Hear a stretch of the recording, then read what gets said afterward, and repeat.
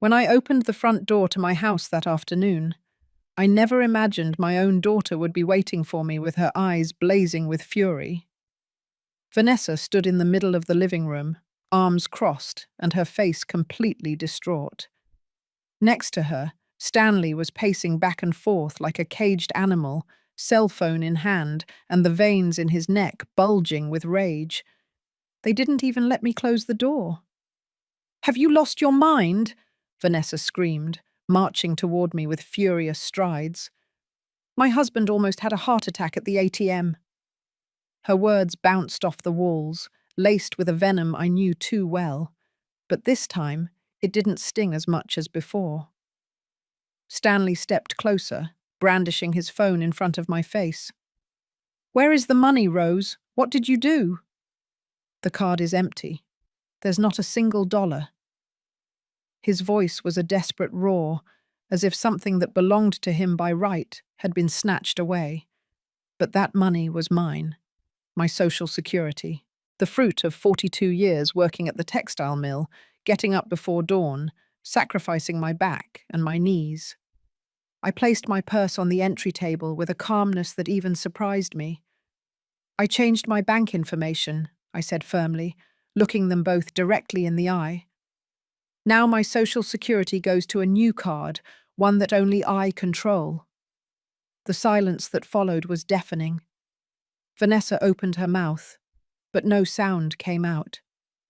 Stanley froze, his face cycling from bright red to a ghostly white. It was as if the world had stopped for an instant. That second before the explosion that we all know is coming but no one can stop. "What? What did you say?" Vanessa stammered, clutching her hand to her chest. "Mom, you can't do that. We depend on that money. We have expenses. We have debts to pay." "Debts?" I repeated, feeling something inside me harden like steel. "Are you talking about Stanley's new truck? Or the vacation to Miami last month? Or maybe that giant 70-inch television you bought the week before?" Stanley took a step forward, his index finger pointed at me accusingly. "You live in our house. You eat our food. It's the least you can do to contribute." His words were spat out, loaded with a contempt he no longer tried to hide. I felt a bitter laugh rise in my throat. Our house. How strange that he called it that now, when the property papers still held my deceased husband's name and mine. This house that we bought with so much effort, brick by brick, sacrifice after sacrifice, was now their house in my son-in-law's vocabulary. "This is my house, Stanley," I said in a voice I didn't recognize as my own. Too firm, too sure. "You came to live here 3 years ago, remember? When you lost your apartment because you couldn't pay the rent." Vanessa let out a choked cry, as if I had slapped her. "I can't believe you're talking to me like this. I'm your daughter, your only daughter. After everything we've done for you, this is how you repay us." Tears began to roll down her cheeks, but they were tears of rage, not sadness. I knew them well. I had seen them so many times when she didn't get what she wanted. "Everything you've done for me." The words came out colder than I intended. "Tell me, Vanessa, what exactly have you done for me?" She stammered, searching for arguments in the air. We give you a roof. We take care of you. You take care of me." I interrupted her, feeling decades of silence shattering inside me like a burst dam. "You take care of me when you wake me up at 6 o'clock in the morning to make breakfast. When I have to wash your clothes, iron Stanley's shirts, clean the bathroom you leave dirty. That's taking care of me." Stanley punched the wall with his fist, shaking my wedding photo that had been hanging there for 45 years. "You're ungrateful, a selfish old woman. Without us, you'd be rotting in some run-down nursing home." His words should have hurt me. 6 months ago, they would have destroyed me. But today, after what I had lived through, the humiliations I had swallowed in silence, the nights crying in my room while they laughed in the living room, spending my $1,500 monthly on their whims. Those words bounced off me without causing any damage. "Maybe you're right," I said, picking up my purse again. "Maybe I am a selfish old woman. But this selfish old woman just got her freedom back." Vanessa sank onto the sofa, the same sofa I had paid for when theirs broke. Her hands were trembling as she covered her face. "You can't do this to us, Mom. Please. Stanley has medical treatments. We have financial commitments. You're going to ruin us." "I'm going to ruin you," I repeated slowly, letting each word settle in the thick air of the room. "Isn't that ironic? For 3 years you've lived off my social security, every dollar I earned with my sweat and hard work. And now that I decide that money should be mine again, I'm the one who's ruining you." Stanley approached again, but this time there was something different in his eyes. It wasn't just rage anymore, it was fear. Real fear of losing his income source, his personal ATM that had worked for so long without protest.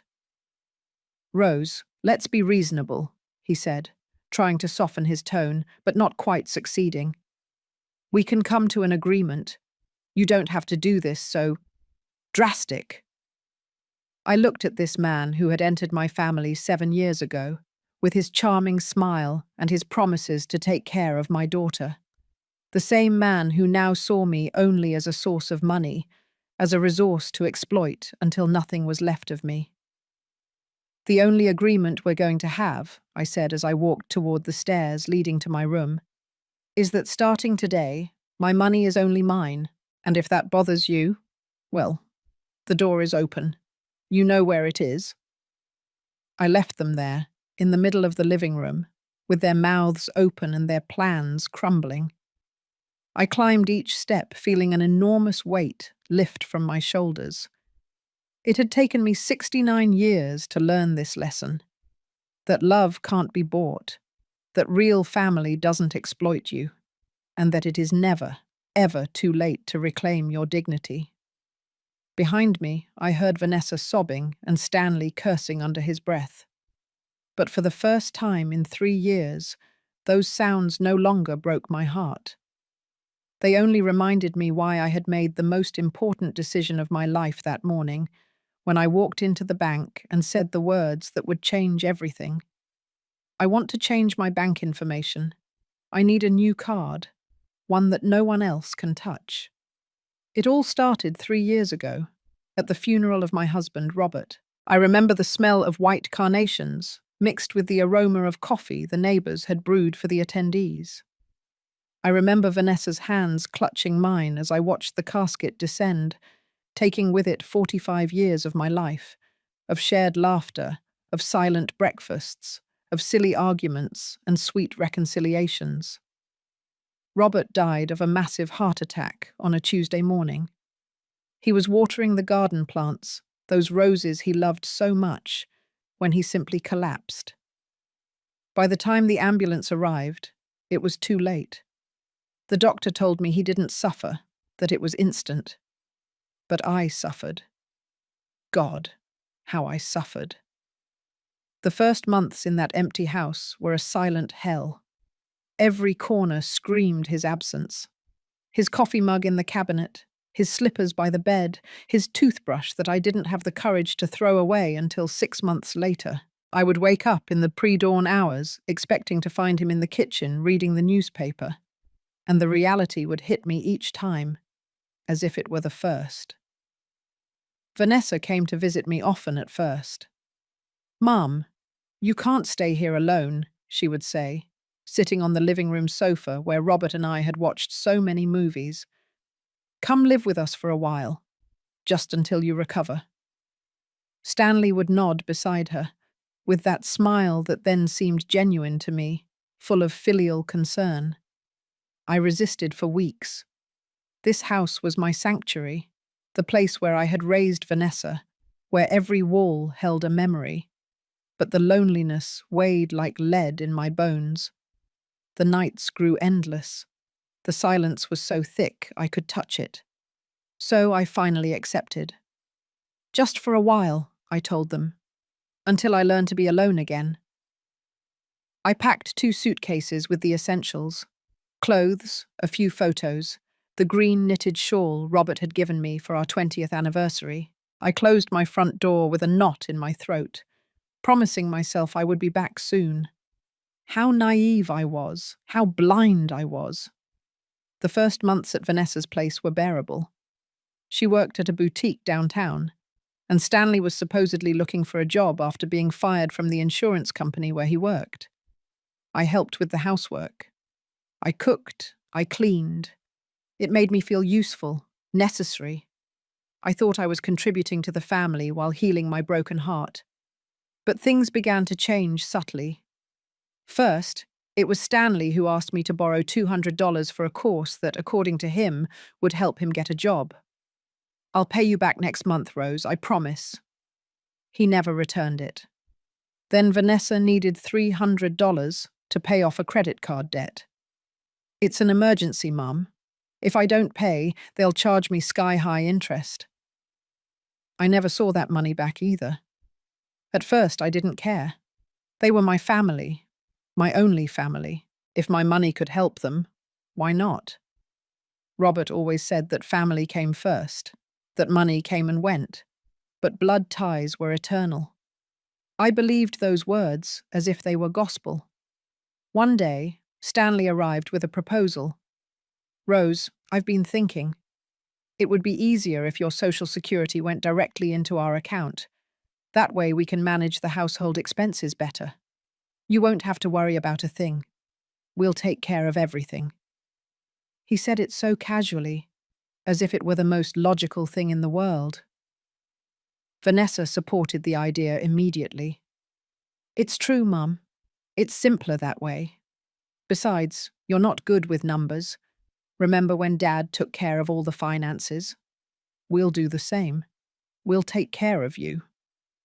Their words sounded reasonable, wrapped in concern and love, or what I thought was love. I signed the papers at the bank without reading the fine print. Trustingly, I gave them access to my card. I handed over control of my $1,500 monthly without asking questions. After all, I was living under their roof, eating their food, using their electricity. It was only fair, right? It was the right thing to do. The transformation was gradual, so slow that I didn't realize it until I was already trapped. Stanley began treating me less like a mother-in-law and more like a servant.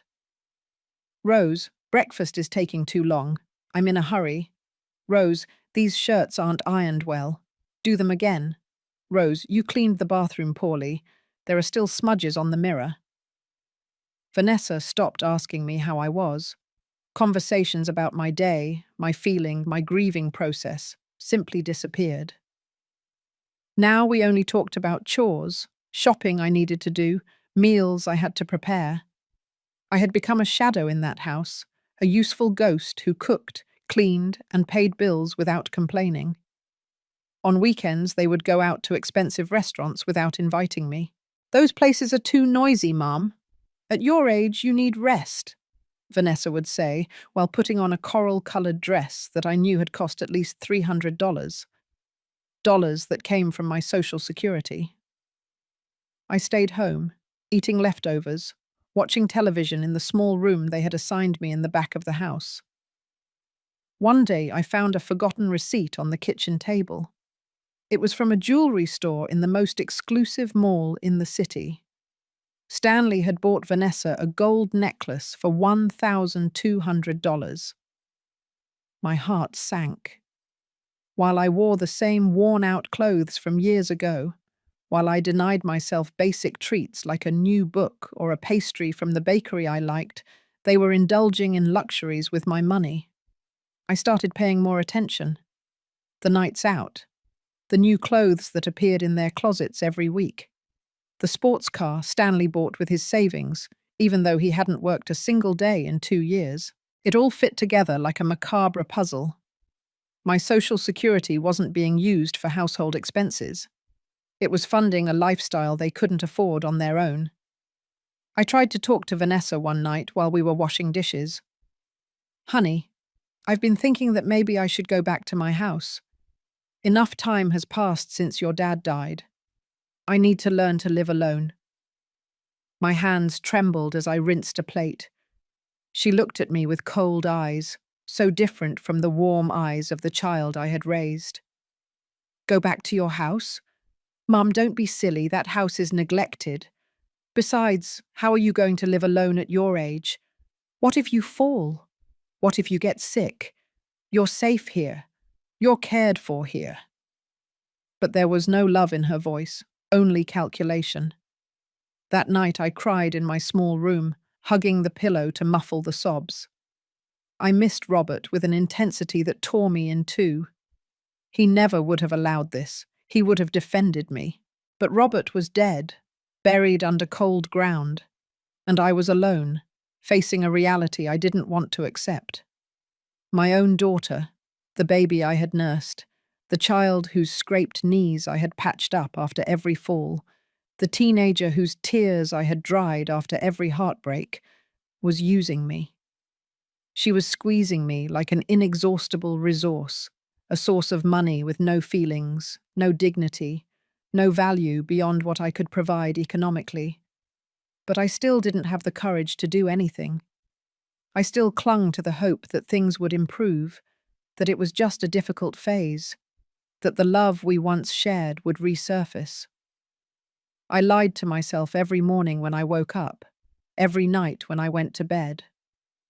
I swallowed the humiliation because the alternative was accepting that I had lost not only my husband, but also my daughter. Months passed and the situation only got worse. Stanley didn't even pretend to look for a job anymore. He would get up at noon, eat the breakfast I prepared without even saying thank you, and spend the rest of the day on the sofa, watching sports or playing video games.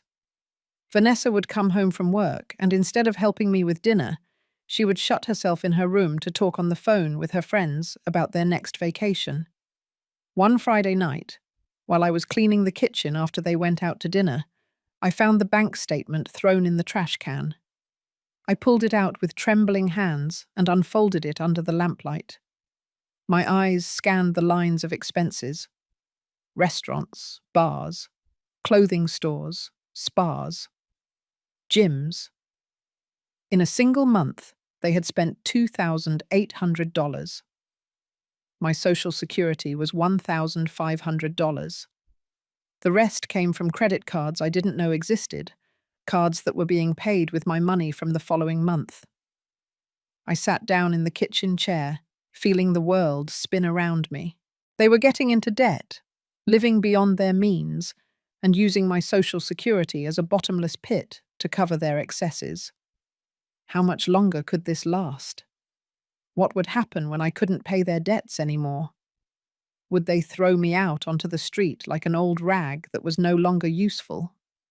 That night, lying in my narrow bed, staring at the cracked ceiling of my small room, I made a decision. I needed to know exactly what was happening with my money. I needed to understand the magnitude of the problem before I could do anything about it. And above all, I needed to recover at least a little of the control I had lost over my own life. The next morning I got up before dawn, as always. I made coffee, set the breakfast table, cooked scrambled eggs and toast. Everything on autopilot, while my mind worked on a plan. I needed information. I needed proof. I needed to see with my own eyes the extent of the theft they were committing against me. When Vanessa and Stanley got up, I had already made a decision. I need to go to the bank today, I announced while pouring coffee. I have to sort out some matters regarding your father's account that I left pending. Stanley looked up from his phone with an instant look of alarm. The bank? Why do you need to go to the bank? If you need something, I can go for you. His tone was too anxious, too controlling. They are personal matters, I replied firmly, surprising myself. Documents I need to sign. Things about the inheritance. I lied without batting an eye, and the lie came so naturally that it almost scared me. Vanessa exchanged a worried glance with Stanley. Mum, I don't think it's a good idea for you to go out alone. Let me go with you. I get off work at 3 o'clock. We can go together. But I knew if she came with me, I would never get the answers I needed. I'll go alone, I said, and there was something new in my voice, something that made them draw back slightly. 10 o'clock in the morning. Don't worry about me. I grabbed my purse and left the house before they could protest further. The bank was 20 minutes away by bus. During the ride, my heart was pounding so hard I thought all the passengers could hear it. What was I going to discover? Did I really want to know the truth? But it was too late to turn back. I had crossed an invisible line that morning, and there was no return. At the bank, a young executive named Brenda served me with a professional smile. Good morning, ma'am. How can I help you? Her eyes were kind, non-judgmental, and that gave me the courage I needed. I need to see all the transactions on my account for the last 3 years, I said, my voice barely a whisper. All the deposits and all the withdrawals. I want a complete statement. Brenda nodded and began typing on her computer. After a few minutes, the printer spat out page after page of information. When it finished, there was a stack of nearly 50 pages of paper in front of me. Do you want to review it here, or would you prefer to take it home? She asked. I'll review it here, I replied, taking the stack with hands that barely trembled now. I sat in one of the chairs in the waiting area and began to read. And with every page I turned, I felt my heart growing smaller, harder, colder. The numbers didn't lie. In 3 years, they had spent more than $60,000 of my Social Security. $60,000. The money I had earned with 42 years of work, getting up before the sun, sacrificing my health, my knees that now creaked with every step, my back that ached every night. I saw $500 withdrawals at electronics stores, $800 at luxury restaurants, $1,000 at a jewelry store, $2,000 at a travel agency, purchases and more purchases, luxuries and more luxuries, all paid for with my effort, my pain, my dignity. But the worst wasn't the big expenses. The worst were the small details that revealed the true nature of their betrayal. $20 withdrawals at bars at 2 o'clock in the morning, $50 at beauty salons every week, $150 on clothes every month. While I wore the same 3 worn dresses I had brought from my house, while I refused to buy medication for my arthritis because I didn't want to be a burden, they were walking around in new clothes and perfect manicures. Brenda approached after an hour, a look of concern on her face. Are you all right, ma'am? Can I get you a glass of water? It was then I realized that tears were rolling down my cheeks without me noticing. I'm fine, I lied, wiping the tears with the back of my hand. I need to know something. Is it possible to change my bank information?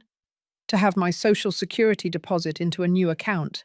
A card that only I have? Brenda's eyes lit up with understanding. She had seen this before. I knew it by the way she nodded. Of course it's possible, ma'am, and I can help you right now if you wish. I just need to see your ID and sign some forms. My hand moved toward my purse, almost on instinct. Yes, I said, and my voice sounded firmer than I felt. Yes, I want to do it now. I want a new account. A new card. Something only I can touch. Brenda worked quickly and efficiently. She explained every step of the process, every form I signed. In less than an hour, I had a completely new account, with a card that would arrive at my address in 5 business days. My Social Security for the next month would deposit directly there, in a place where Vanessa and Stanley couldn't reach it. Is there anything else I can do for you? Brenda asked when we finished. There was something in her eyes, a mixture of admiration and sadness, as if she understood exactly what was happening. "Yes," I said, surprising myself again. "I want extra copies of these bank statements, 3 complete sets." If I was going to do this, if I was going to reclaim my life, I needed to be prepared for what came next. I left the bank with my purse feeling heavier, carrying not only the papers, but also a new determination. The sun was shining brighter than when I had entered, or maybe it was just that I could see it better now. For 3 years, I had lived in a fog of pain and manipulation, but that fog was dissipating, revealing an ugly but liberating truth. On the bus ride back, I hugged my purse to my chest and looked out the window. We passed the bakery where Robert used to buy me sweet rolls on Sundays. We passed the park where Vanessa had learned to ride her bicycle. We passed the church where we had been married 45 years ago. All those memories, all those beautiful recollections. And yet here I was, a 69-year-old woman, having to protect myself from my own daughter. When I got home, Vanessa was at work and Stanley was snoring on the sofa, the television tuned to some football game. I silently went up to my room and hid the papers at the bottom of my suitcase, beneath my underwear and old socks. No one would look there. No one would think that I, the foolish old woman who let herself be manipulated, would have the cunning to hide evidence. I sat on my bed and looked around my small room. The peeling cream-coloured walls, the window that faced the back alley, the tiny closet where my clothes barely fit. This was not a room for a beloved guest. It was a servant's quarters, a place to keep the employee who cooked, cleaned, and paid the bills. But in 5 days, when my new card arrived, everything would change. In 5 days, I would begin to recover not only my money, but something much more valuable. My dignity, my self-worth, my right to exist as something more than a source of income for people who had forgotten what it meant to love. The next 5 days were the longest of my life. Every morning I woke up wondering if that would be the day the card arrived. Every time I heard the mail carrier, my heart jumped. But I had to act normal, not raise suspicions, continue to be the submissive and obedient Rose they expected. Stanley noticed something different about me on the 3rd day. I was serving dinner when he looked at me with narrowed eyes. "You've been weird lately, Rose. Is something wrong?" His tone was accusatory, as if I had no right to have thoughts of my own. "I'm fine," I replied, keeping my eyes on the plate of chicken I was serving. "Just a little tired. You know, old age." I let my shoulders slump a little more, let my voice sound weaker. It was a role I had played for 3 years. A few more days wouldn't make a difference. Vanessa came home that night with shopping bags. Again. I recognized the logos of the expensive stores at the mall. "Mum, I need you to iron this lavender dress for tomorrow. I have an important dinner with friends," she said, dropping the bags in my room as if it were the most natural thing in the world. I looked at that dress that had probably cost $200 of my Social Security, and something inside me broke definitively. "Why don't you iron it yourself?" The words came out before I could stop them. Vanessa turned to me with wide eyes. "What did you say?" Her voice had a dangerous tone, the same tone she used when she was a teenager and didn't get what she wanted. "Nothing," I rushed to say, hating myself for my cowardice, but knowing I had to wait. Only 2 more days until the card arrived. 2 more days and I could stop pretending. "I'll iron it after I wash the dishes." The 4th day was when I almost ruined everything. I was cleaning Vanessa and Stanley's room, something I did every week even though it killed my back, when I saw an open envelope on the desk.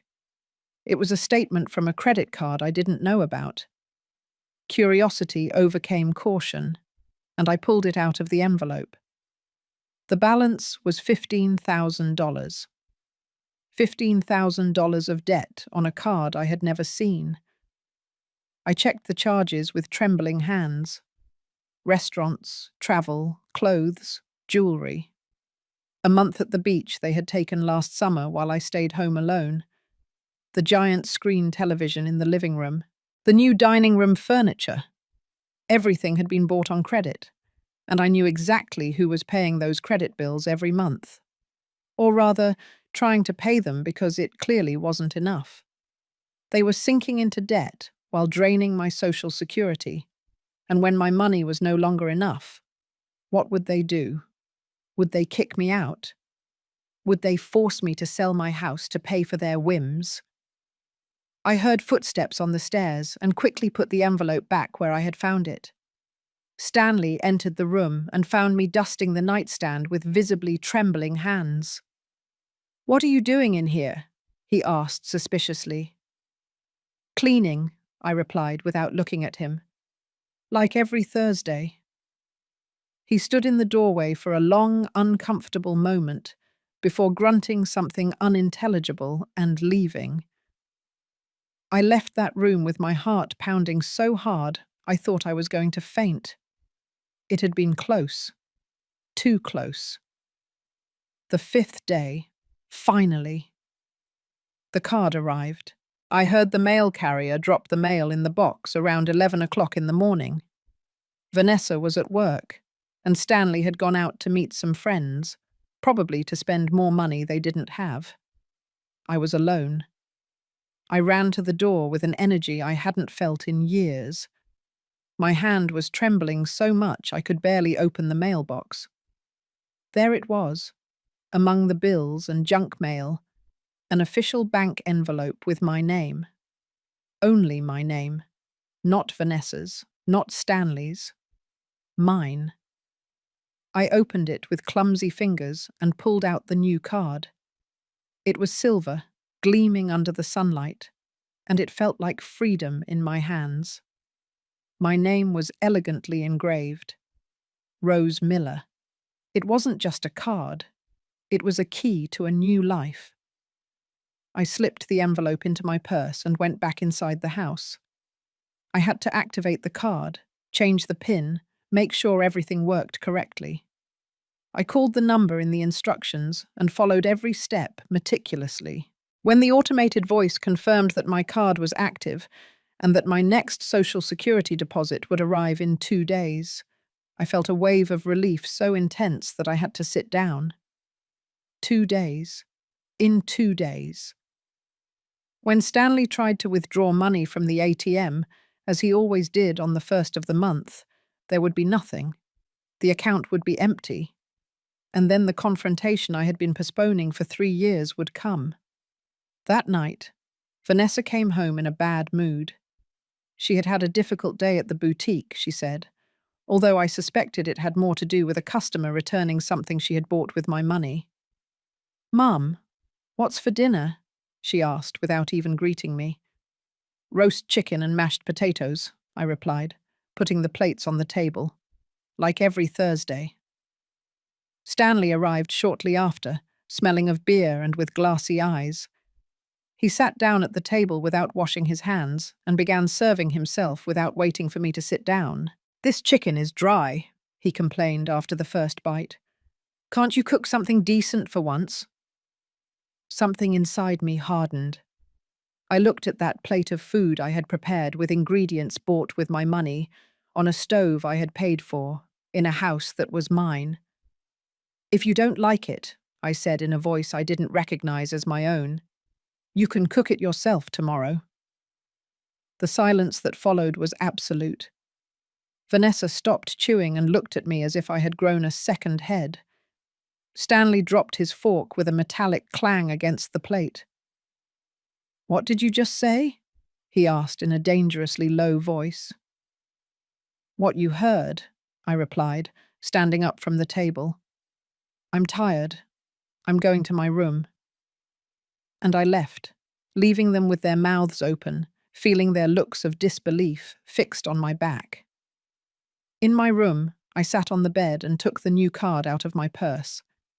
I held it under the lamplight and saw my distorted reflection on its silver surface. This woman in the reflection, with her wrinkles and grey hair, with her hands stained from years of work, this woman was me. And this woman had just taken the first real step toward her freedom. I hid the card in the same place where I had hidden the bank statements. Tomorrow would be Saturday, the day after tomorrow, Sunday. And on Monday, the first of the month, when my Social Security deposited into the new account and not the old one, my real battle would begin. But this time, I wouldn't be fighting empty-handed. This time, I would have something they had underestimated for too long, my own will to survive. I went to bed that night with a mixture of fear and anticipation. I knew what was coming would be ugly, painful, probably devastating. But I also knew there was no other option. I had reached the end of a road, and the only possible direction was forward, toward the light, toward freedom, even if the price was losing the only people I had left in this world. Because in the end, what value did those people have if they only saw me as a means to finance their lives? What kind of love was that which only existed as long as the money flowed? The time had come to find out if there was anything real left beneath all that greed, or if I had lost my daughter much earlier than I wanted to admit. The weekend passed in a strange tension. Vanessa and Stanley barely spoke to me. They ate in silence when I was present, or they just shut themselves in their room with food they bought out. The house felt like a minefield where any movement could detonate an explosion.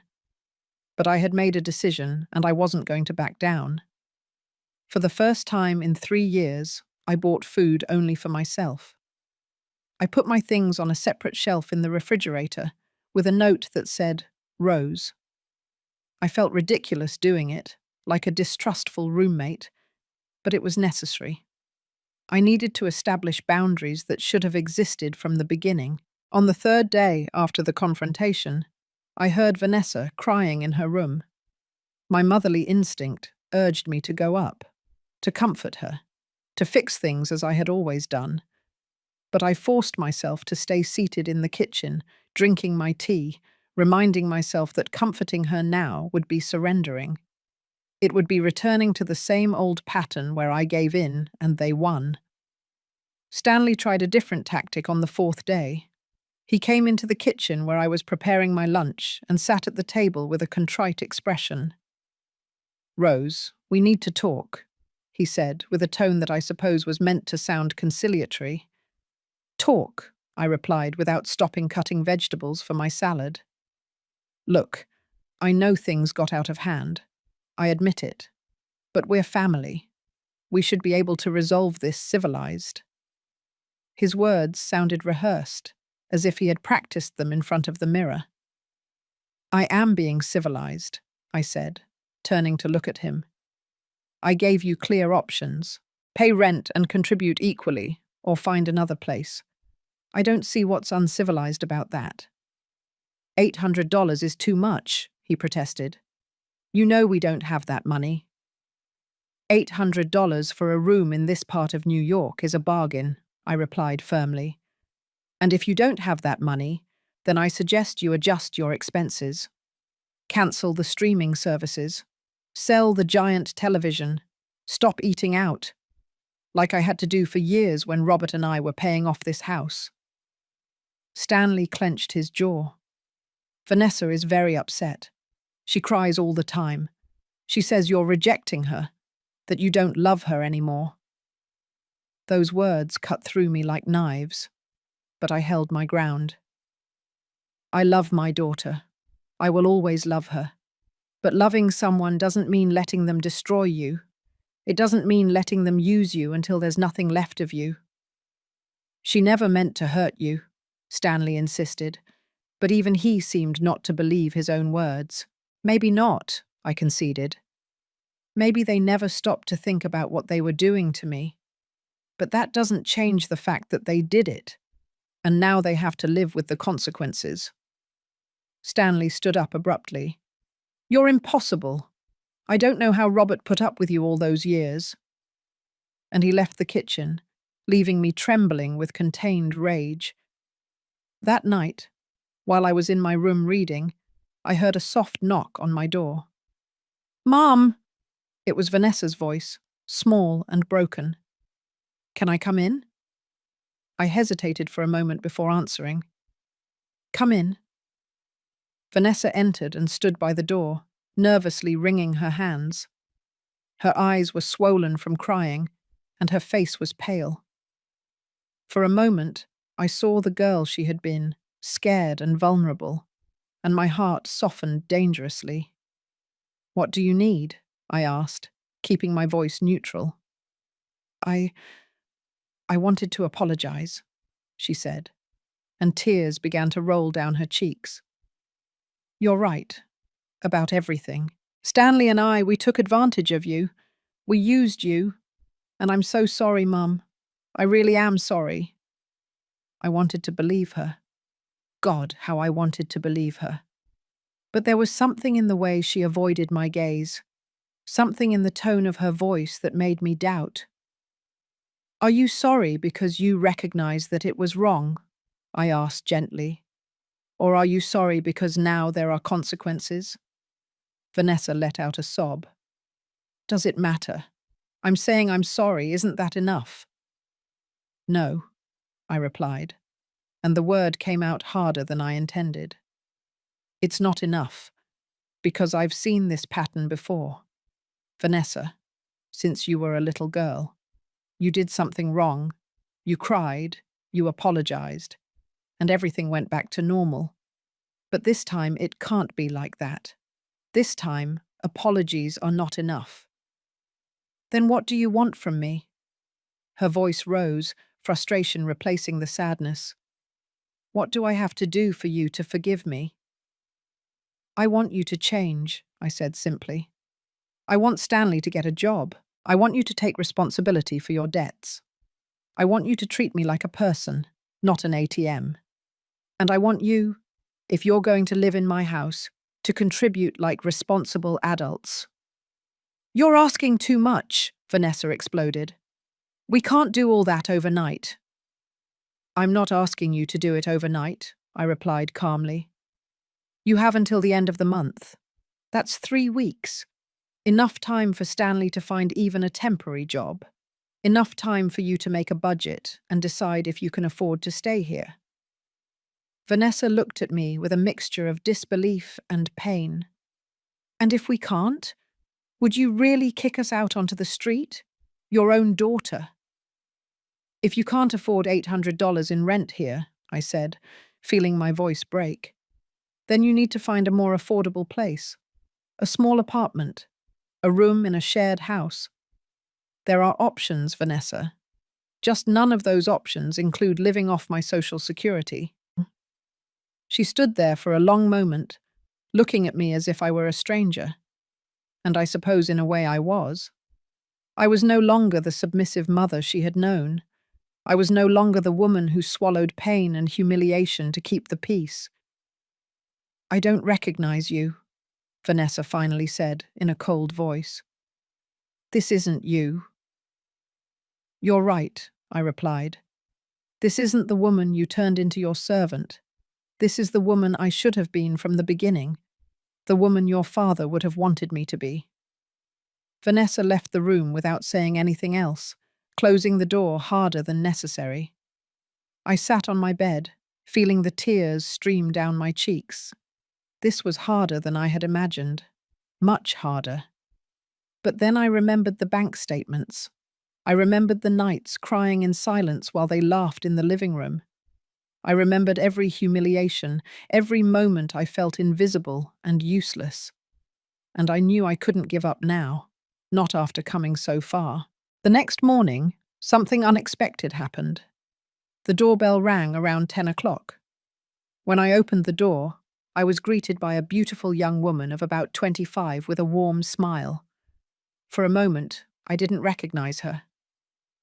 "Grandma," she said, and then I remembered. "Caroline."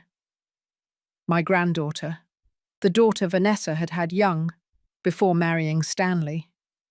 Caroline, who had gone to study in another city 5 years ago, and with whom I had lost touch. Caroline. My heart skipped a beat. What are you doing here? Can I come in? She asked, looking cautiously inside the house. I let her in, confused but happy to see her. We sat in the living room and Caroline took my hands in hers. Grandma, I need to talk to you about something important, she said seriously. And Mum can't know I'm here. My heart started beating faster. What's wrong, dear? Caroline took a deep breath. Grandma, I've been talking to my Aunt Brenda, your friend from the building where you lived before. She told me you haven't visited her in 3 years. I got worried and started to investigate. She paused, her eyes full of concern. Grandma, what has been happening to you? And then, for the first time since everything began, I broke down. I told Caroline everything, every painful detail, every humiliation, every dollar stolen. She listened in silence, squeezing my hands, and I saw her eyes fill with tears. I knew something was wrong, she said when I finished. Mum always made excuses when I asked about you. She said you were busy, you were tired, you didn't want to talk. But something didn't add up. She looked me straight in the eyes. Grandma, you can't stay here. It's not safe. It's not healthy. Where would I go? I asked, feeling the weight of my age for the first time in days. Caroline smiled. With me? Or back to your house? Or with Brenda? She said she would be delighted to have you. You have options, Grandma. You are not trapped here. Her words were like a light in the darkness. I wasn't alone. I hadn't been alone all this time. There were people who truly cared about me, not my money, but me. Caroline's visit changed everything. For the first time in 3 years, I felt like I had an ally, someone who saw me as a human being and not a resource. We spent the whole morning talking, planning, rebuilding the relationship that Vanessa had systematically sabotaged with her excuses and lies. Mum always said you were too tired to have visitors, Caroline told me sadly, that your health was fragile and you needed rest. I believed her. Grandma, I thought I was protecting you by not bothering you. I was never too tired for you, I said, squeezing her hands. Vanessa kept you away from me because she knew you would see what was really happening. You were always more observant, more critical of her decisions. Caroline nodded slowly. I always had my doubts about Stanley. From the day Mum introduced him, I didn't like something about him. The way he talked about money, about success, as if they were the only important things in life. She paused. Do you know he asked me for money once? 2 years ago. $200 that he said he urgently needed. I had just started working, and it was all I had saved. Did you give it to him? I asked, although I already knew the answer. Yes, she admitted shamefully. And he never paid me back. When I reminded him months later, he got angry. He said I was selfish, that families should help each other without expecting anything in return. That's when I started to distance myself. I stopped coming as often, and Mum did nothing to stop it. We were so absorbed in our conversation that we didn't hear Vanessa come down the stairs. Her voice startled both of us. Caroline, what are you doing here? Caroline stood up slowly, facing her mother with an expression I had never seen before. It was one of disappointment, mixed with contained anger. I came to see my grandmother, Mum. Something I should have done a long time ago. Vanessa cautiously entered the living room. I don't understand. I told you Grandma was fine. Why didn't you call me before you came? Because Brenda told me some interesting things, Caroline replied firmly. About how Grandma hasn't visited her own house in 3 years. About how you stopped answering my calls when I asked about her.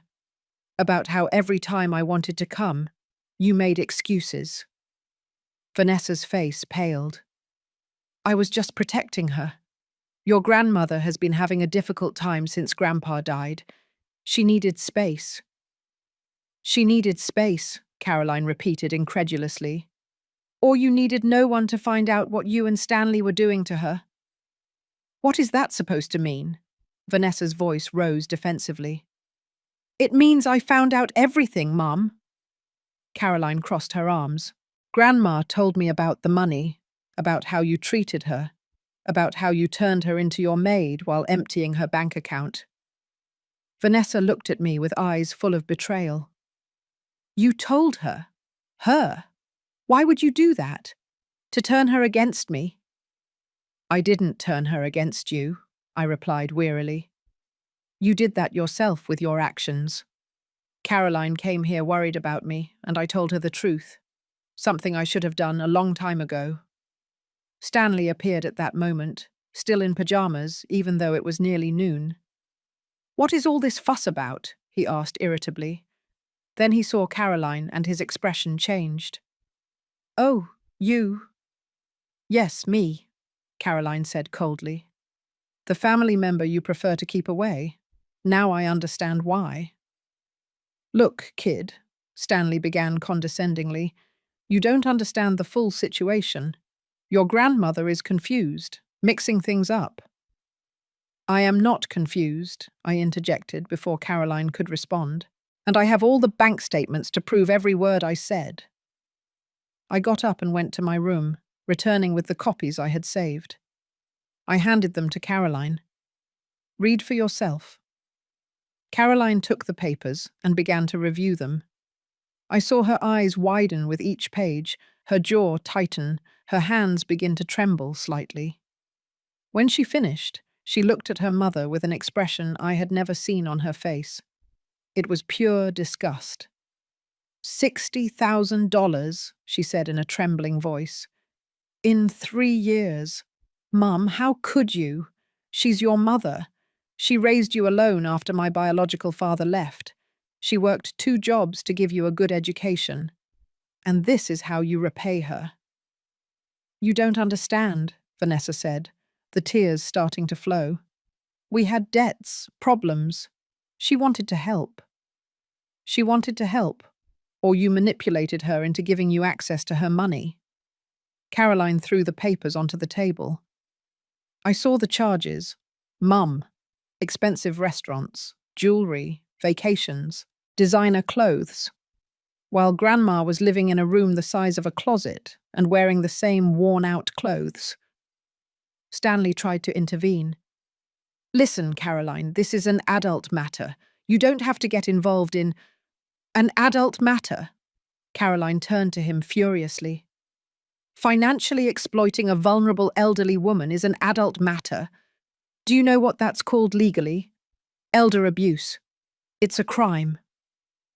The silence that followed was heavy. I saw Vanessa and Stanley exchange panicked glances. Caroline had said out loud what I had been too afraid to admit, even to myself. What they had done to me was not just immoral. It was illegal. No one is going to involve the police, Vanessa said quickly. This is a family misunderstanding. We'll resolve it internally. How have you been resolving it so far? Caroline asked sarcastically. Grandma, come with me. Now. Pack your things. You're coming to my apartment. Caroline, Vanessa protested. You can't take her away like this. This is her house. Exactly, Caroline said. It's her house, not yours. And I think it's time Grandma decided who stays and who goes. All eyes turned to me. It was the moment of truth, the decision that would change everything. I could feel the weight of 3 years of pain, humiliation, and forced silence pressing down on my shoulders. Caroline is right, I finally said, my voice sounding stronger than I felt.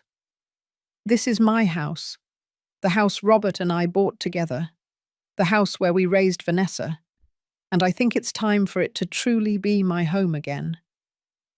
Mum, Vanessa whispered, please don't do this. You have until the end of the month, I continued, ignoring her plea. As I already told you, you can stay if you pay rent and start contributing equally, or you can find another place, but I will no longer be your source of income. Stanley took a step toward me with clenched fists, but Caroline immediately stepped between us. Don't even think about it, she said in a dangerously low voice.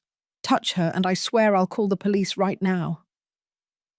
Stanley backed away, but his gaze was full of hatred. This is your fault, he spat at me. You brought this brat into our business. You destroyed this family. No, I said firmly. You destroyed this family when you decided I was worth more dead than alive. When you looked at me and saw only dollars instead of a person. When you turned my pain into your opportunity. Vanessa collapsed onto the sofa, sobbing uncontrollably. Part of me wanted to comfort her, hug her as I had done thousands of times when she was a child. But another part, the new, stronger part that had awakened at the bank 2 weeks ago, held firm. Caroline gently took my arm. Come on, Grandma. Let's pack some of your things.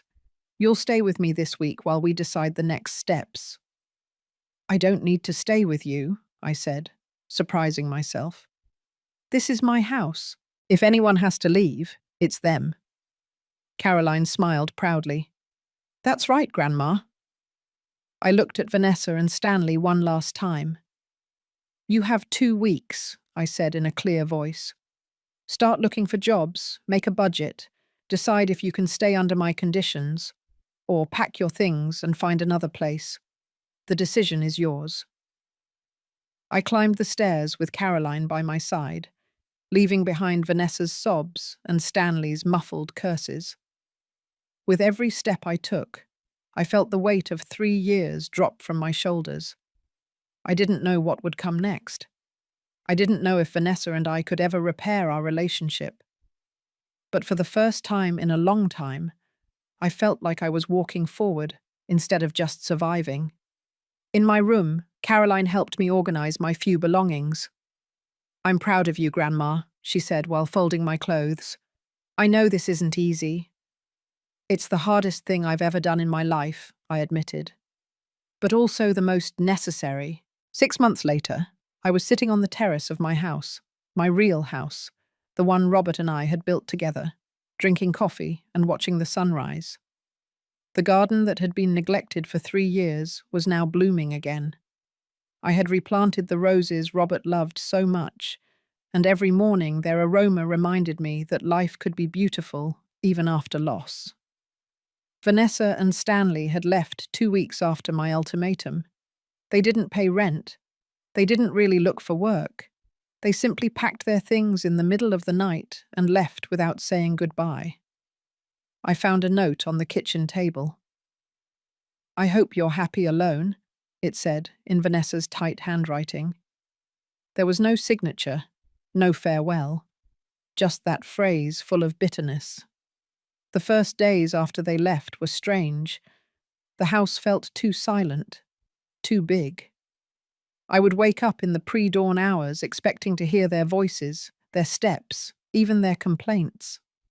But slowly that silence transformed into peace. I learned to enjoy my unhurried mornings, my meals without criticism, my afternoons without demands. Caroline came to visit me every weekend. We cooked together, watched old movies, talked about everything and nothing. She told me about her job as a graphic designer, about her dreams of opening her own studio someday. I told her stories from when I was young, about her grandparents, about the life I had lived before losing myself in grief. Brenda also became part of my life again, my dear friend, whom I had unknowingly abandoned when I moved in with Vanessa. She didn't hold a grudge. She welcomed me with open arms and tears in her eyes.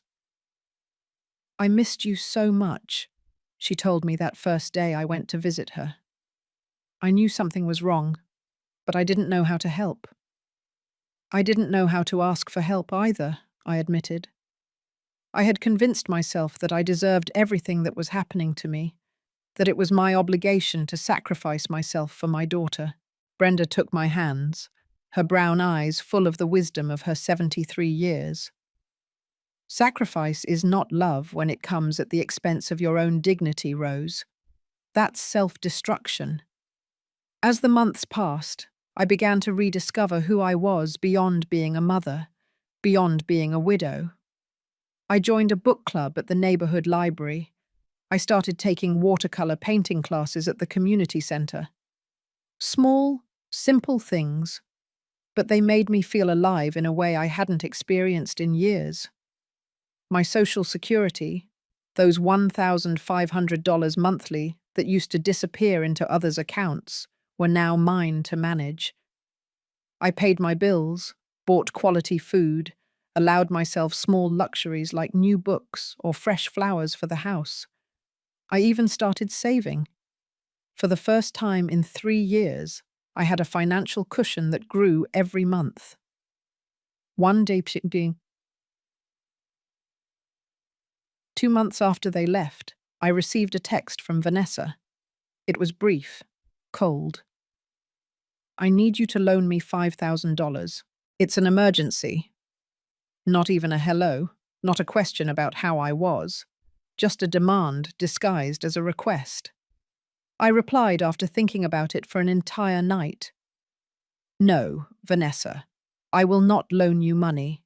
If you have a real emergency, seek help from social services or friends. But my money is no longer available to you. Her response was instant and venomous. I knew you were selfish. I wish Dad was alive to see what you've become. I blocked her number after reading that. Not out of anger, but out of self-protection. Every message from her was a hook trying to drag me back into the toxic pattern we had. Caroline hugged me when I told her, "You did the right thing, Grandma. Mum needs to hit rock bottom before she can truly change, and you helping her just delays that." "Do you think we can ever fix our relationship?" I asked her in a small voice, because despite everything, Vanessa was still my daughter. Caroline thought about it for a moment. Maybe, but only if she truly recognizes what she did. Not just empty apologies because she needs something. A real recognition of the damage she caused. And that might take years, Grandma, or it might never happen. I learned to live with that uncertainty. Some days were harder than others. I would see mothers and daughters walking together in the park and feel a pang of pain. I would hear Brenda on the phone with her children and wonder if I would ever have those conversations with Vanessa again. But then I would look around my house, truly mine now, filled with things I had chosen. I would look at my bank account with its growing balance. I would look at the watercolor paintings I had created, imperfect, but made with love. And I knew I had made the right decision. One spring afternoon, while watering Robert's roses, I heard someone knocking at the door. When I opened it, I found Vanessa standing on the step. She looked different, thinner, with deep circles under her eyes, without the perfect makeup she always wore. Her clothes were simple, worn. "Hi, Mum," she said in a trembling voice. "Vanessa." My voice came out colder than I intended, but it was an automatic defense mechanism. Can I come in? I just want to talk. I promise I didn't come to ask for anything." Her eyes were filled with genuine tears, so different from the manipulative tears I had seen before. I let her in, even though every instinct screamed at me to be cautious. We sat in the living room, with a considerable space between us on the sofa. "Stanley and I separated," Vanessa began, looking at her hands. 2 months ago. It turned out he had more debts than I knew. Gambling debts. We lost the apartment we were renting. I'm living with a friend now. I got a second job.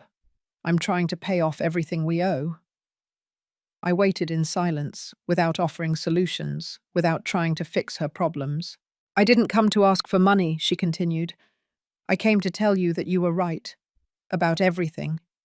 I used you. I treated you horribly. I took advantage of your grief after Dad's death and turned you into something you weren't. I took away your dignity. The tears were rolling freely now. And I'm sorry. God, Mum, I'm so sorry. Why now? I asked gently.